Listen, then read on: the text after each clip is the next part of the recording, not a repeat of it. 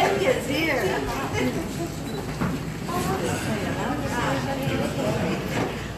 God bless Texas.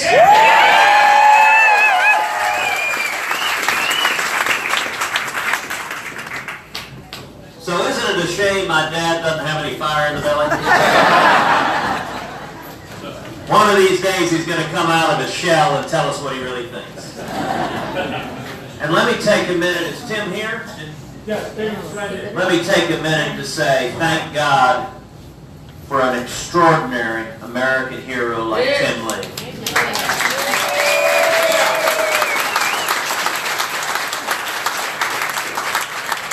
Tim answered our nation's call. He stepped forward. He risked everything. He nearly lost everything. And we're grateful for your service, for your sacrifice, for your courage. We're grateful for the example that Tim Lee provides to young people. This is how you be a man. And we are grateful also, Tim, that as an evangelist today, that you fearlessly and unapologetically preach the gospel and speak the truth. Amen. We are grateful for Tim Lee.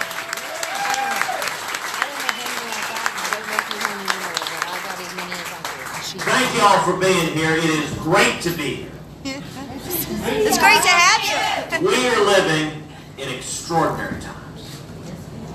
Anything is possible. As proof of that, I point to the fact that just a few weeks ago, I found myself playing one-on-one basketball with Jimmy Kimmel. Now, some of y'all may be wondering, how on earth did that come to pass? Let me give you the backstory on what happened. I am a diehard Houston Rockets fan. And our Rockets almost made it and almost won the Western Conference Finals, came just short. The next day, Jimmy Kimmel went on national TV and began making fun of us. And he blamed me for the Rockets' loss. He said the reason the Rockets lost is I was at Game 7, and he said Ted cursed the Rockets. Well, I got kind of annoyed at that. And I decided, all right, you can either get ticked off or you can have some fun with this.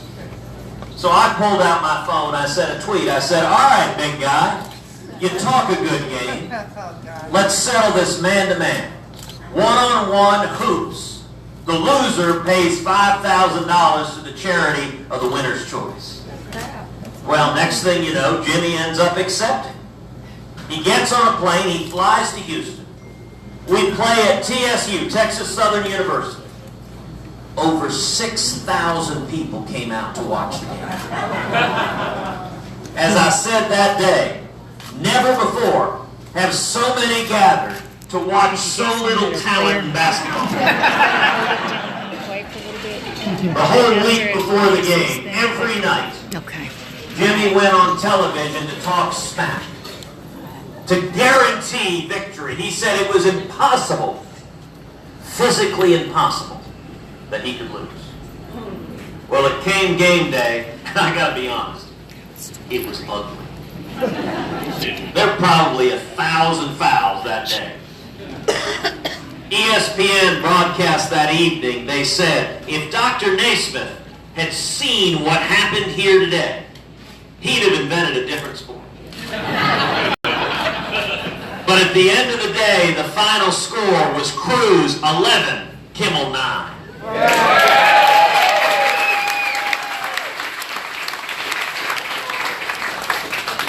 And the very best part of it was watching Jimmy walking out of the gym, tail between his legs, and knowing that for the next 50 years, Hollywood celebrities are going to give him grief. Jimmy, how could you lose to Cruz?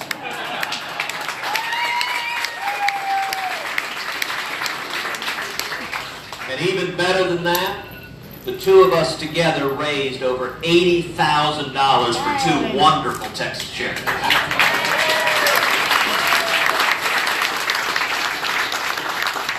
So anything is possible. You look nationally. We're at an extraordinary moment. We've got a Republican president. We have Republican majorities in both houses of Congress. And we're seeing major victories for the American people. We started last year with, I think, 4 big domestic policy priorities. Tax cuts, regulatory reform, Obamacare, and judges. And my view was if we could deliver on all 4 of those, it would have a long-lasting and powerful impact on Texas. As we stand here a year and a half into it, it is remarkable just how many of those victories we've seen on tax cuts. In December, we passed the biggest tax cut of a generation. Yes. We love it. Thank you very much.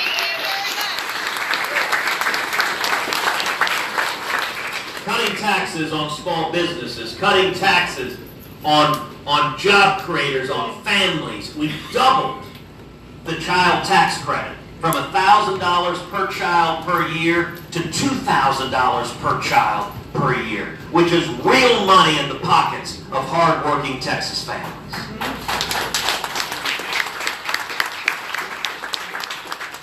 We doubled the standard deduction, which means starting next year, 90% of Americans will fill out your taxes on a postcard.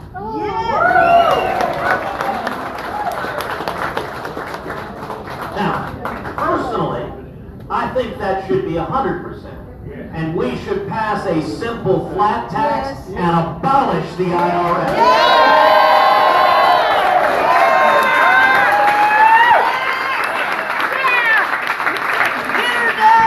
But 90% is a very good start. Second big priority, regulatory reform. Yes.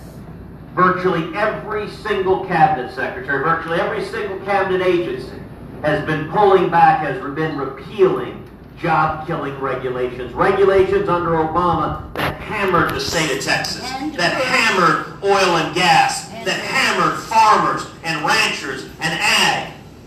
All of those have been pulled back, and the result of the tax cuts and pulling back job-killing regulations is right now today, the Texas economy is booming. Yes, yes.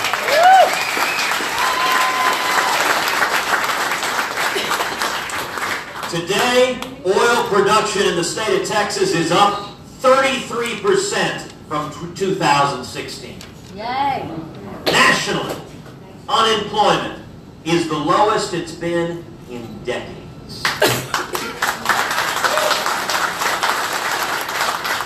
African American unemployment is the lowest in history since we began recording the data.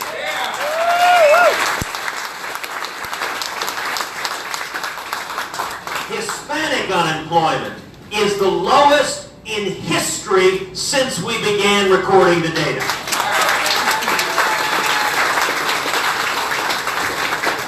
And youth unemployment. We got a number of young people here today. Those 16 to 24, youth unemployment is the lowest it has been in 52 years.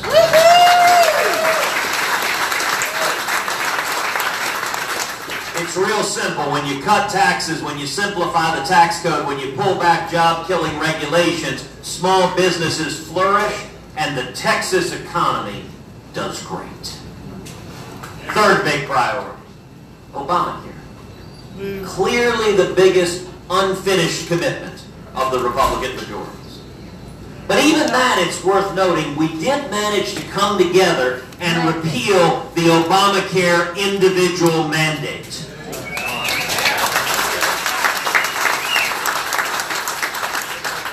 That's a big deal. I led the fight to do that. And I got to tell you, last fall, nobody thought we could get it done. We had maybe 6 or 7 senators supporting us. And then by December, we were able to bring everyone together, get all 52 Republicans on the same page, and we followed through and delivered on our promise and repealed the Obamacare individual mandate, and now we need to finish the job and repeal the rest of that.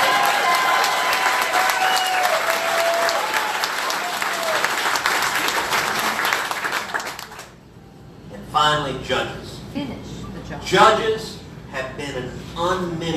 success of the Trump presidency, of the Republican majority in the Senate.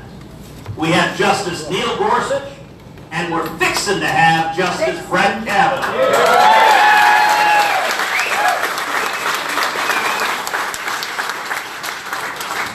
If you see Chuck Schumer running around on the Senate floor with his hair on fire, that would be why.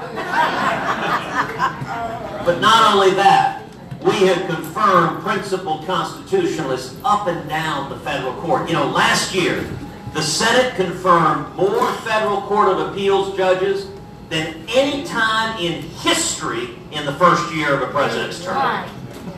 And for every one of us who cares about the Constitution and the Bill of Rights, who cares about free speech and religious liberty, who cares about the Second Amendment, the right to keep and bear arms, who cares about the 10th Amendment, it is the courts that are at the crossroads between either upholding those rights or tearing those rights down. And with the judicial confirmations we've seen, it is a major victory for protecting the constitutional rights of all 28 million Texans.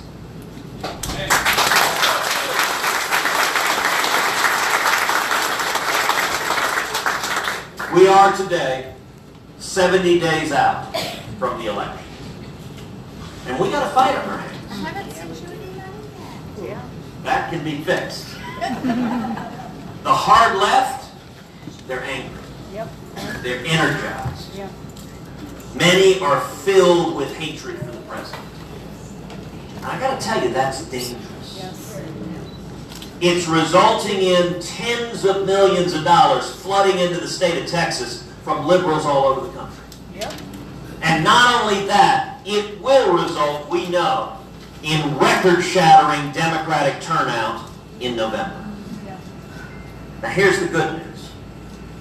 This is Texas. And in Texas, there are a whole lot more conservatives than there are liberals in our state.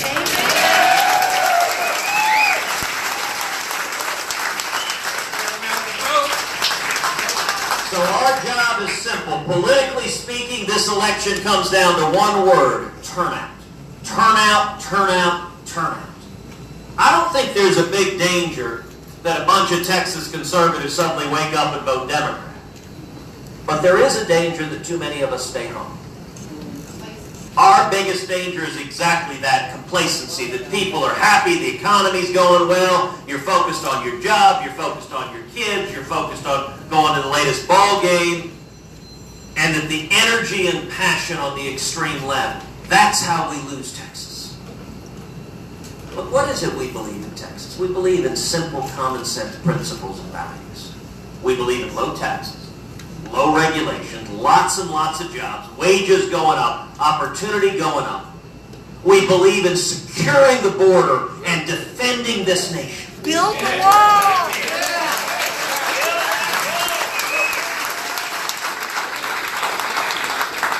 And we believe in defending the Constitution and the Bill of Rights.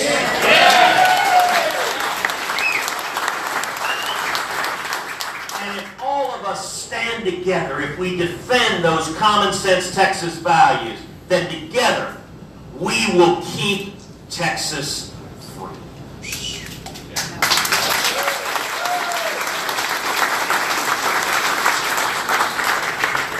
And with that, I'm happy to answer any questions you like. Oh, from my 16-year-old daughter. All right, you want to read it to us? I will, if you like. Sure. And it's about immigration. Okay, good. Okay. And these are national issues. Oh, sure. It's a little dark. Yeah, you got to have... Can you see it? What is the government? Well, here, I'm going to let you read it. She even put it in large font for me. If she's 16, she doesn't understand why you need large font. Give it time. Give it time. Yeah, but she understands the question. Okay, I'll admit, so I'm 47 now, and it's terrible. I got to pull out my phone and shine a flashlight on menus because I can't see. They're too dark anymore. Anyone else have to do that? I'm just glad we all have flashlights now. Now it helps you got a phone at least to read the darn menu. Senator Cruz, you know, we are a small community here, and we are white people, black people, Hispanic people, illegal people, legal people. We are very much a community here. All right, let's Understood. And so my question is, what is the government doing to prioritize the naturalization of undocumented immigrants who have resided in the U.S. for an extended period of time, but have established themselves as working members of U.S. society? Okay, why don't you read all three and then I'll talk about them all together. Okay, got that one? And you can hold this. Second one is, how does the government plan on preventing the entrance and naturalization of criminal-minded immigrants into the U.S.? What methods are being considered besides the wall? And the third one is from a neighbor. I don't even want to read it. We'll do that another week. All right. Okay. All right. Thank you. Thank you. Okay. Let me address first. Let me address it on general pictures, then we'll get down to the specifics. But let's lay out first principles initially. I have summarized many times my views on immigration in 4 words: legal, good, illegal, bad. Amen.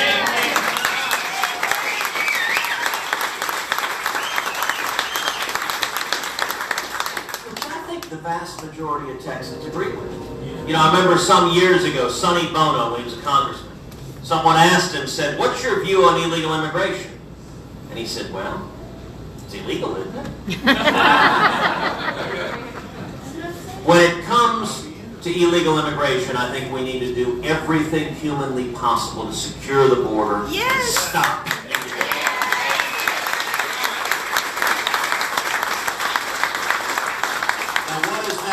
That means we need to build the wall. Yes!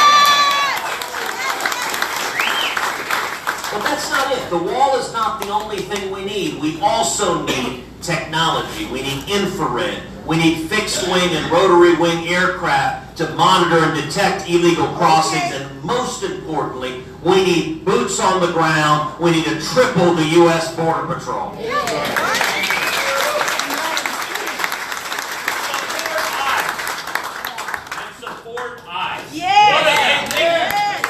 Absolutely yes.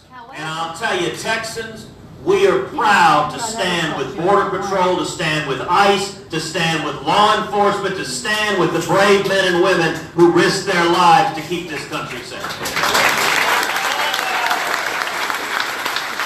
You are preaching to the choir. At the same time that we're doing everything needed to secure the border, I think we can continue to welcome and to celebrate legal immigrants. Those who do it the right way, who wait in line, who follow the rules.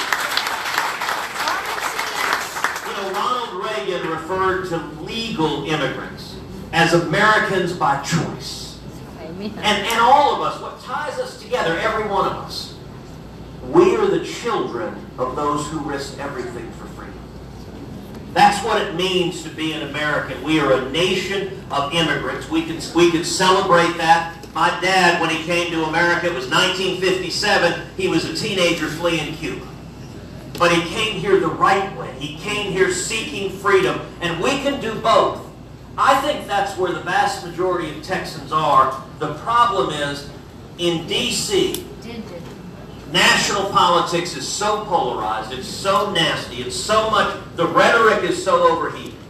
Yes. I think we need to focus on common sense steps to secure the border and at the same time to strengthen and improve and streamline legal immigration. We can do both of those at the exact same time. Thank you.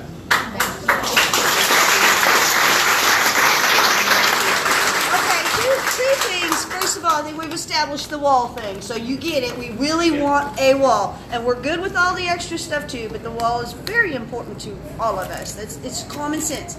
But my question, sir, is, and I think part of the problem with the Republican turnout right now is the polarization between the rhinos and the conservatives. And I maybe has nothing to do with anything you can do about it, but I would like to ask you, can we support our president in more ways as far as Mueller and the investigation and all of the now known documented wrongdoings from the other side and the absolute ridiculous They're spending our tax monies going after our president. This is ridiculous, and it needs to stop. And is there anything, sir, that you can do to help with this? And you're so articulate. You're a lawyer, right? And can't, I mean, and like, after you win, could you like go for the DOJ, please? Sorry. Well, thank you very much for that question. Listen, I share your frustration. It is maddening. You're right. We are seeing the deep state, yes, and we are seeing the mainstream media trying to do everything they can to destroy the president. And it is maddening to watch. You know, if you look at an institution like the Department of Justice or the FBI, both of those institutions have long, long traditions, decades-long or even century-long traditions of being apolitical, of staying out of politics, of simply enforcing the law. And one of the saddest legacies of the Obama presidency was the deep politicization of the Department of Justice and the FBI and the machinery of government. We saw the IRS targeting citizen groups for excusing their First Amendment rights, for speaking out, for being perceived to be political opponents of the president. That is wrong. The federal government should not be weaponized in partisan battle. Right.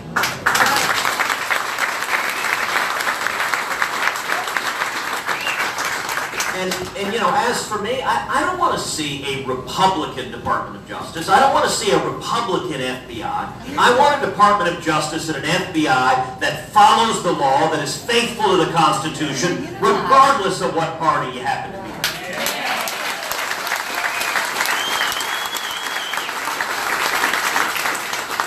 I think we have persistent problems of deeply partisan players that remain in the Department of Justice, remain in the FBI. That's highly troubling. And another consequence of it, part of your question was the frustration. Are the people from the prior administration going to be held accountable? Yes. And I got to tell you, it seems that the FBI and the Department of Justice are just stonewalling. Mm-hmm. Now, under our constitutional system, investigating crimes, seeking indictments, prosecuting, is a function of the executive branch. Right. I'm not in the executive branch. I know, but so on the Senate, I don't have the ability to carry out executive functions. So, but what I can do and what I'm continuing to do is provide oversight and transparency and focus and hold them accountable. So, for example, the Senate Judiciary Committee, Chris Wray, the current director of the FBI, testifying before us, I asked him the following question. I said, James Comey, the former FBI director, has made public statements. Andrew McCabe, the former deputy director of the FBI, has made statements 180 degrees opposite, directly contradictory. Right. One or the other is lying. They can't both be telling the truth.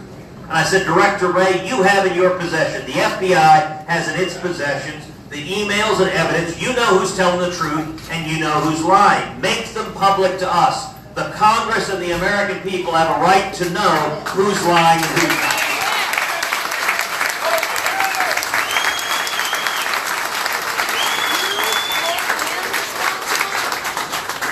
Will you help us know those things? Well, and that's what I'm working to do is to press it, but at the end of the day, it's the executive's decision. The FBI continues to stonewall and say, we're not going to give anything. And look, it was the president who appointed the director of the FBI. Okay, and so I'm saying, look, cooperate with Congress, and they're not doing it right now. I'm going to keep pressing. But at the end of the day, what we can do from the congressional side is shine a light and call for accountability, but it's got to be ultimately the executive branch, the Department of Justice, and the FBI that actually follows through. But can't you in the Senate, and can't y'all call for an end to this investigation, this ridiculous investigation that's wasting our money? So I have spoken out many times about how concerned I am about special counsels and independent counsels. You know, the history of independent counsels and special counsels is they become fishing expeditions. There's a reason we used to have an independent counsel statute. Congress allowed it to expire because both parties said this is subject to abuse. What happens is if someone becomes a special counsel or an independent counsel, they become like Javert and Les Mis, where they're going after, they want to nail someone to the wall, and they keep going and going and going until they find someone to charge. That is very subject to abuse of power, and I'll tell you, Bob Mueller's investigation in particular deeply concerns me because there are so many partisan Democratic donors 13. that are investigators or prosecutors in it. I think that was a grave mistake to have anything resembling actual impartiality or the appearance of impartiality. So I'm going to continue focusing on that and calling that out. Thank you. But I think D.C. will remain a deeply divided and polarized place.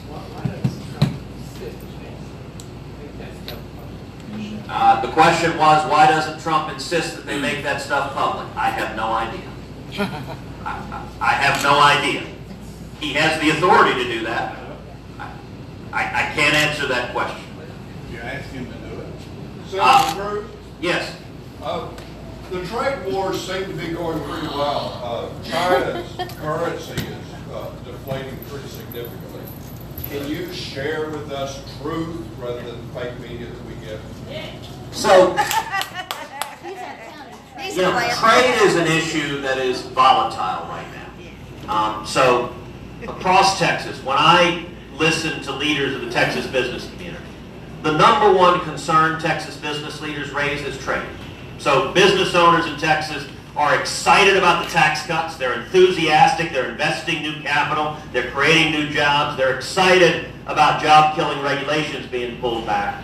But they're worried, they're nervous about trade. Farmers and ranchers and ag in Texas, they're worried about trade. And I share that concern. I am worried as well. Let's take, for example, NAFTA renegotiation. So we have apparently a new deal with Mexico that was announced yesterday. I will tell you, I have not yet been able to review the details and substance of it, so I'm glad that we have a deal. But I want to study the details before coming to an assessment. How is this going to impact Texas? Is it good or bad? That's going to take some time to really understand the details of it. I can tell you what I've encouraged the president on trade. Let's take, for example, NAFTA renegotiation. I think NAFTA renegotiation could be good or bad depending on what the objective is. If the objective is to expand our access to the Mexican markets and to the Canadian markets, to open them up and to increase the opportunity for Texas farmers and ranchers and small businesses and manufacturers to sell our crops and livestock and goods and services into Mexico and Canada, if we do that, that's a good outcome. That's good for Texas, good for the country. On the other hand, if it becomes a vehicle to erect tariffs and barriers to trade and restrict trade, that's bad for Texas. That's bad for the country. Candidly, within the Trump administration, there are voices on both sides of this divide. The administration every day is battling within itself, and there are vigorous voices on both sides. I can tell you I have repeatedly weighed in with the president in support of more and expanded trade, open up Mexico and Canada. So, for example, I think the single greatest opportunity on NAFTA renegotiation is the Mexican energy markets. There are vast oil and gas resources in Mexico. They're not being adequately developed because of the political and legal environment. If we open those up, that'll produce thousands of high-paying jobs in Mexico. That's good for Mexico to help grow their middle class. But naturally, the place they'll turn for the expertise to do that is Texas. And that'll produce thousands of high-paying jobs here. So that is a win-win on both sides. I hope that's the direction the administration goes. At this point, I'm not sure it is, so I'm hopeful, but I'm cautious in the area of trade as well. Thank you. Yes, Hi, thank you for coming. thank you. In the face of confronted by the messaging that young people get from the school system, Yeah. from the entertainment industry, Yes. from social media, and all that, how are you and your conservative peers going to be able to connect with young people? So, it's a great question. Liberal-minded. It is critical that we connect with young people and that we do a better job of it. Some of the most troubling data we see are surveys of young people that find upwards of 50% of them think socialism is a good idea. Now, I gotta say, that is a powerful indictment of all the rest of us. Yes, it is. You're right. Because socialism has been a manifest failure practically everywhere on earth it's been implemented. If you want to see socialism in action, take a look at a country like Venezuela. Venezuela used to be a prosperous country, one of the wealthiest countries in Latin America. Rich in natural resources. But then you had Hugo Chavez and Nicolas Maduro come in as socialists, and they have crushed that country. They have crushed its economy. I was out in West Texas a week or two ago. I had one Texan come up to me who has family in Venezuela, said his family was literally eating out of the trash trying to find morsels to eat. That's how collapsed the socialist system is there. So how do we improve on that? Your question is, how do we do better among young people? I get that question a lot from young people also. And I'll tell you the advice I give young people, but it applies to all of us. It's two things. One, defend liberty. Liberty is powerful. Liberty is contagious. What I tell young people all the time, I ask them, why on earth would you want your life run by a bunch of people in Washington, D.C.? You want the freedom to make your own choices about health care, your own choices about economics, your own choices about what you do with your future. And as conservatives, what we believe in is taking power out of Washington and giving it back to the people. I think liberty is a powerful, contagious idea with young people. The second principle that I think is incredibly potent is have fun. Too many Republicans behave as if they got a stick inserted somewhere it don't belong. Don't take yourself so seriously. I was on Twitter a while ago. There was someone who had a Twitter handle that was Ted Cruz ate my son. I saw that. I was very tempted to tweet back. He was delicious. Like just, the whole Jimmy Kimmel thing is an example of it. You can get ticked off or you can have fun with it. And I think that's particularly potent now. Because the extreme left, they're so angry, they're so bitter. I don't know how many of y'all saw a couple of weeks ago the video of Charlie Kirk and Candace Owens in Philadelphia. And they're being screamed at by these young leftists who are cursing, who are just piling hate on them. They're getting paid to do that. You know what? When they're being that angry, we need to respond by being happy. We don't respond in kind. We don't respond with that kind of hatred. We respond, look, our ideas work.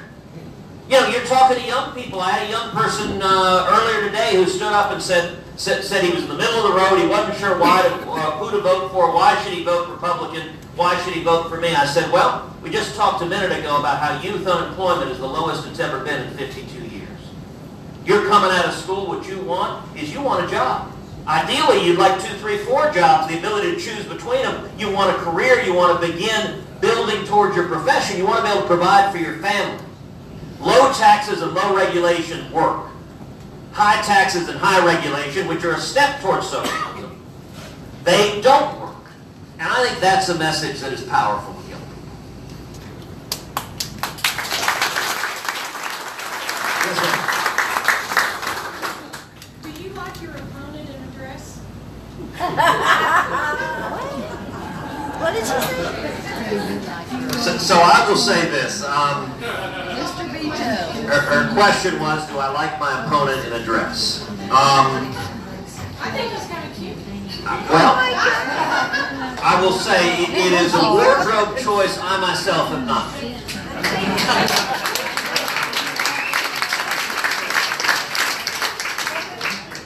But I'll tell you something else in terms of how I'm addressing this campaign and how I have been addressing this campaign and every campaign I've run, which is to keep the focus on issues and substance and policy. So much of politics gets nasty, gets ugly, and I can't control what other people say or do, but I can control what I say and do.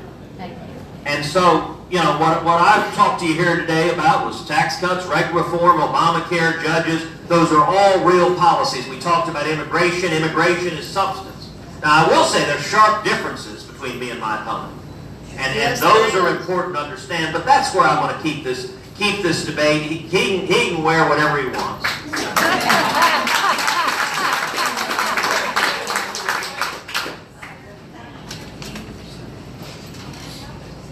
Huh? Okay, good. All right. Let me finish up here. Thank you. All right, let's do 2 more questions. Yes, sir. With the job markets opening up, I've seen a lot more trucks on the road going to Richards every day.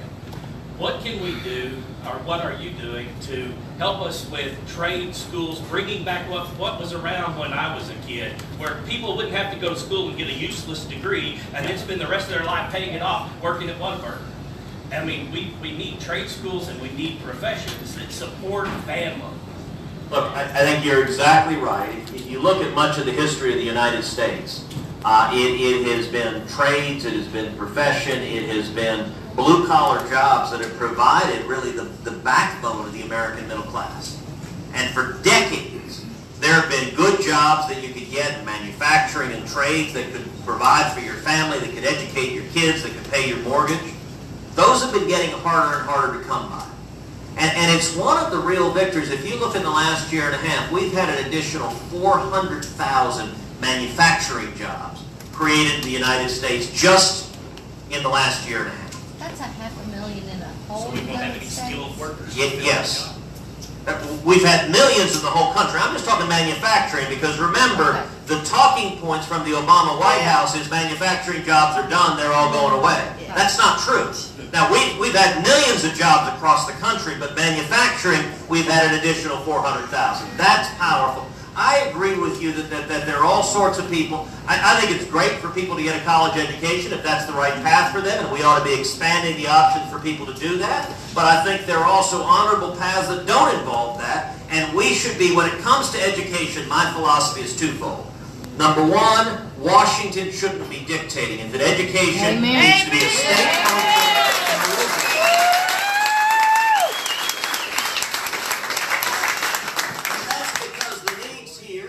Are different than the needs of New York City. Yes. And you want to have both places able to reflect the local challenges, the local needs, the local priorities, the local values. Secondly, I believe on education we should maximize choice. We should empower students, empower parents. When it comes to trade schools, open up options for trade schools. We should open up all of those choices and let people decide. It goes back before. When we talk about young people, the power of freedom. You decide. You follow your passions. And as much as possible, move decision-making out of Washington, out of government, and empower people instead.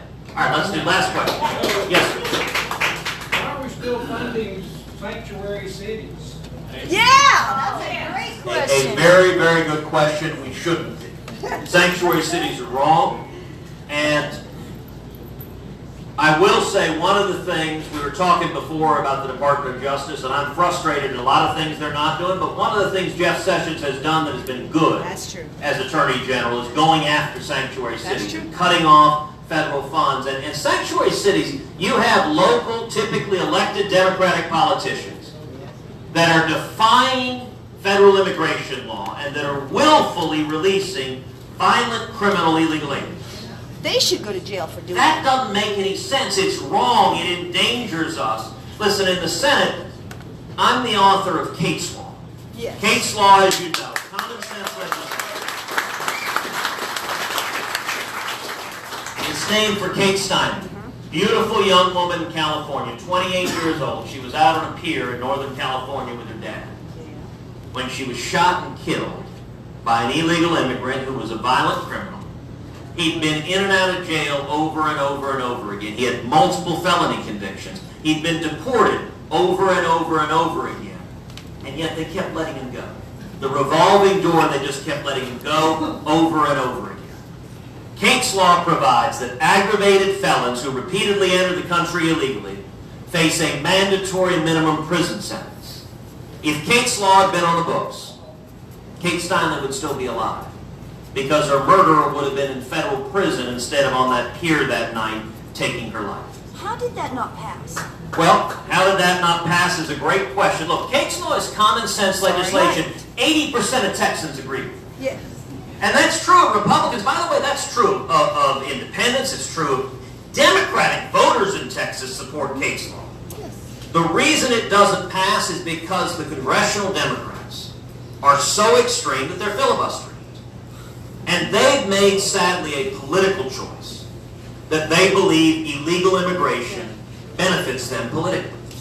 And so the scenario that we see in the Senate is anything on immigration trying to secure the border. Something like Kate's Law, which in Texas and everywhere else is overwhelmingly supported, it faces a blanket party line filibuster because they will not be part of doing anything to secure the border or stop illegal immigration. And let me take this point to just make some broader closing observations on this race as a whole. And we talked a minute ago about policy differences. Typically, in a general election in Texas, when a Democrat is running, they tend to at least pretend to go to the middle, pretend to be more moderate. Yeah, they do. That's not happening in this race.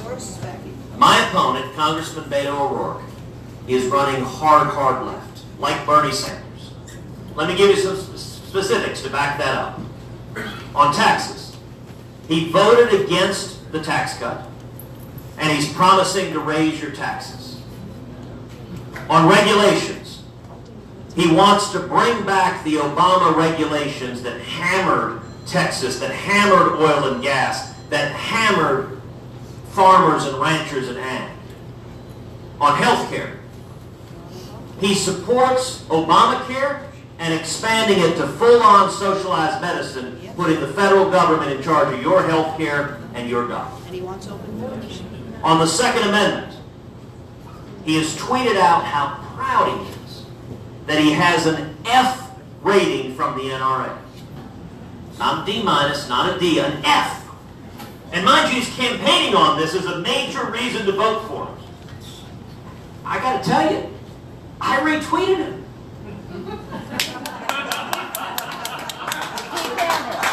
Elections are about choices. This is Texas. If you want a big government, gun-grabbing liberal, well, the Democrats are giving you one. On Israel, he has the most anti-Israel record of any Democratic Senate nominee in the country.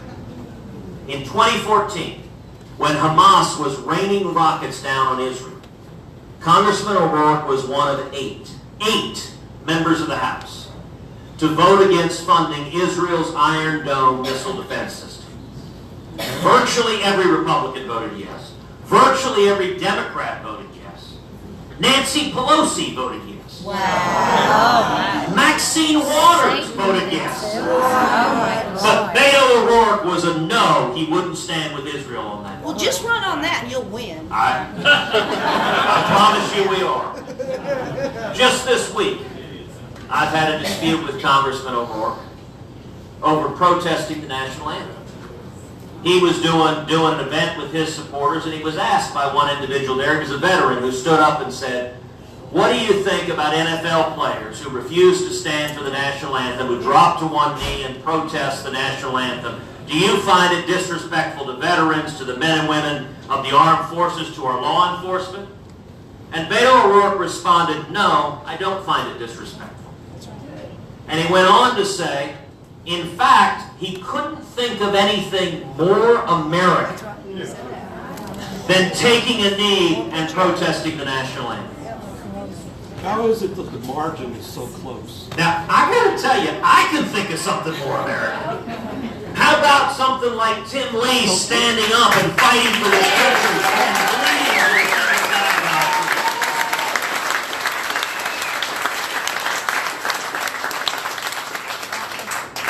And not only that, Congressman O'Rourke is the only Democratic Senate nominee in the country to come out explicitly for impeaching President Trump. He has said he would vote yes today, right now, to impeach President Trump. Now, despite the fact that he is running hard left, he is the #1 Democratic fundraiser in the country.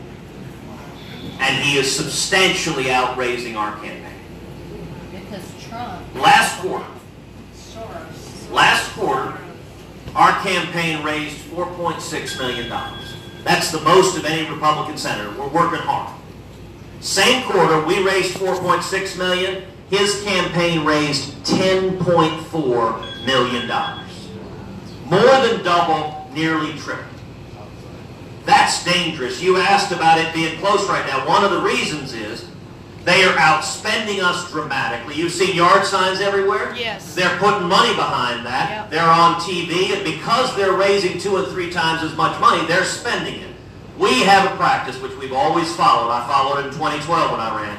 We're very careful with our resources. We spend them very close to Election Day when people are focused on it. But what that means is that we're being massively outspent right now. Now, given that, I want to ask everyone here to do 4 things. Number 1, speak out. Use your voice and speak out in support of freedom. Speak out about why low taxes and low regulations and lots of jobs matters to you. Why it matters that we secure the border and stop sanctuary cities. Why it matters that we protect our constitutional rights for young people. Why freedom matters to you. Why it's important. Use your voice. Use your voice on social media to speak out and defend liberty. We need to go after teachers that are indoctrinating our kids. You are absolutely right, and we need to. But one of the encouraging things is we've done events all over the state, is we've had teachers coming out to a lot of those events. You're right that too much of education is off left, but we need to be competing on the field and the arena of ideas. Second thing I want to ask each of you to do is contribute. When you go home tonight, go to our website. It's tedcruz.org. tedcruz.org. tedcruz.org. tedcruz.org. There, she got it. Make a contribution. We're getting outraised more than 2 to 1. Right. And as my father points out, look, if you've got your checkbook, write a check right now. How many people do we have from the campaign that can receive a check? We've got my dad, we've got Brian, we've got Emily, we've got Chris. All right, so by the way, I said that yesterday, and there were like 3 guys back in the bar, all of them raised their hands. Like, no, actually, they're on the campaign. And I can promise you, every penny you contribute will go to informing, to mobilizing, and turning conservatives out. Listen, we know the mainstream media is not going to do it. Every other day you get a glowing profile of Congressman O'Rourke. None of them talk about any of his positions on the issues. Their favorite adjective for him is Kennedy-esque, usually with his hair blowing in the wind. Which means if we're going to get the message to Texas voters, we got to do it. We got to connect directly and mobilize. And by the way, if we turn out common sense conservatives, we'll win elections up and down the ballot. We'll win congressional races, state legislative races, judicial races, and local races. And if we don't, if conservatives stay home, we'll lose up and down the ballot. Third thing I want to ask you to do is volunteer. Sign up to volunteer. Every week we've got thousands of people knocking on doors. It is powerful when you look in the eyes of your neighbors and you say, this election matters. It matters to me. It matters to my family. It matters to my kids. That's powerful. You know, if you'd rather stay in the air conditioning, we've got an app you can download from our website onto your phone that you can sit on your living room couch and you can make phone calls to Texas voters who we need to turn out. And finally, the 4th thing is vote. Come out and vote and bring your friends and bring your family, your neighbors, your co-workers. Bring everyone. There are 50 states, but there is only one Texas. Right.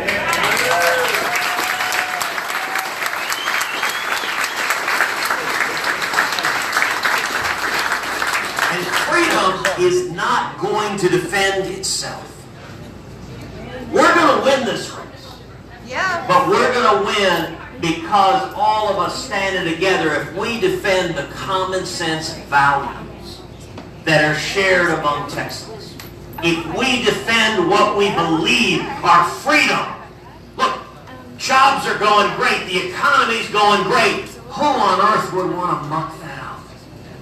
If we come together and stand for what we believe in, we will keep Texas as the greatest state in the greatest nation in the history of the